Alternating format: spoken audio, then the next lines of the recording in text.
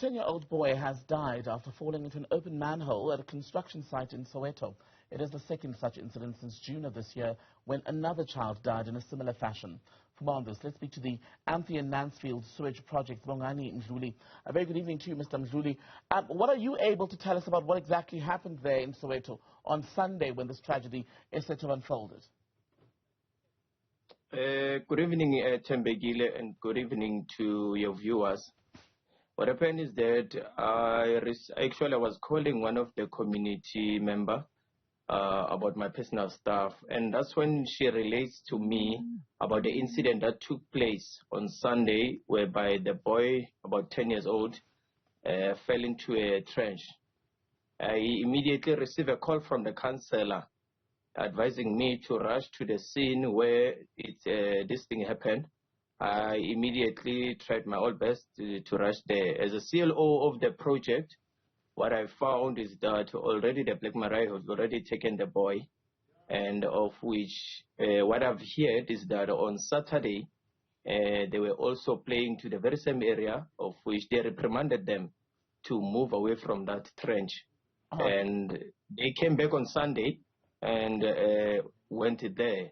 So other group of boys managed to escape that, and then he was trapped from the clay, which is that on the very same trench, and couldn't be able to rescue himself there. So am I right to say that the boy fell into a trench and not the actual manhole as was initially reported? There was actually the trench, which is there's a manhole there, which was full of water. That is where they were trying to swim from. And it was just an open trench, yes. You say on Saturday there had been children playing around the same area. They were basically chased away because it was clearly unsafe.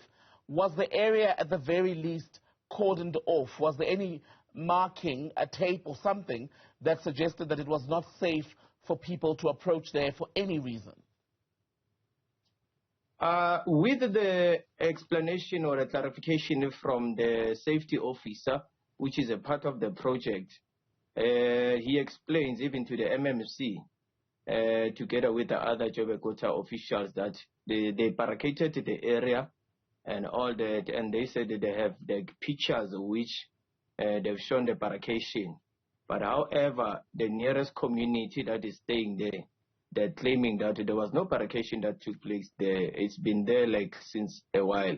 So, hence I'm saying that as a CLO, I demanded those pictures as well as the report that she has written, which explains about all the processes that it took place and even the monitoring that she did, as she explains that there was a barricade and the pictures that took, of which as evidence to say the place was the safety marked, to say there's danger zone, the hazardous zone. So have you received that?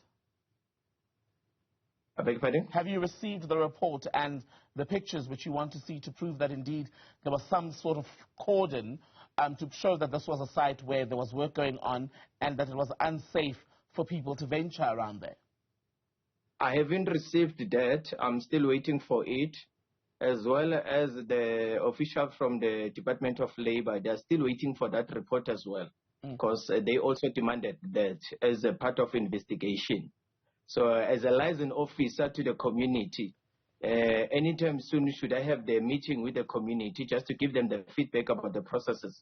I must give the community the legit and the relevant information, which will give the community the chance to understand about the situation and to understand that I'm also representing them as part of the project. How long had there been this work going on around the manhole? Has it been a while? Because in some communities people have complained that it's unsafe. Children play around there during the day because adults aren't home due to work or whatever, but these things are left uncovered for such a long time and they pose a very real danger on the day-to-day. Was that the case with you as well in this instance? Well, with this project of ours, it started the past year in April. And what could be the cause of the delay for the project to reach its end part was that it was supposed to come, the contract due date was supposed to be in October this year. But however, due to some other instances of which delayed the process, just like the way leaves, and those are the ones that made the project to prolong up to this far, and to have an extension of the project up to next year, maybe early next year. It was the issue of the way leaves, where all the relevant stakeholders that their properties are attached to next to the project where it's taking place.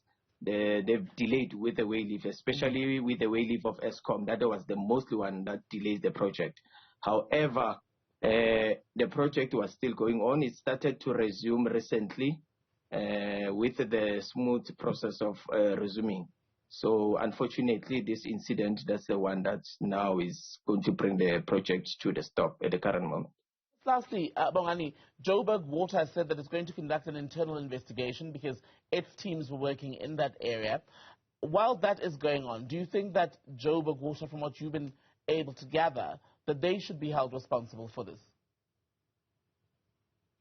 Well, at the current moment, hence I'm saying that the SAPS actually together with the Department of Labor, where they are doing their own investigation, including the officials from Joburg Water, also doing their own investigation based on the project and the incident.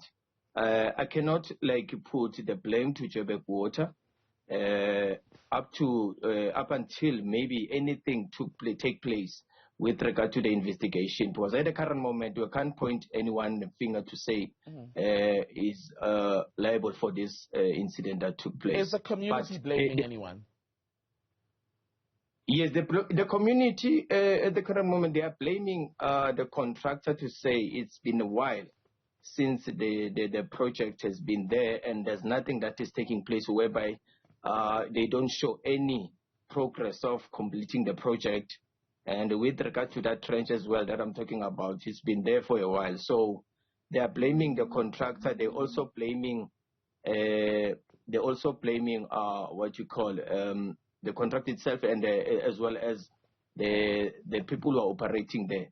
So good to have your time. So thank you very much for speaking to us from the Anthea Nancefield sewage project.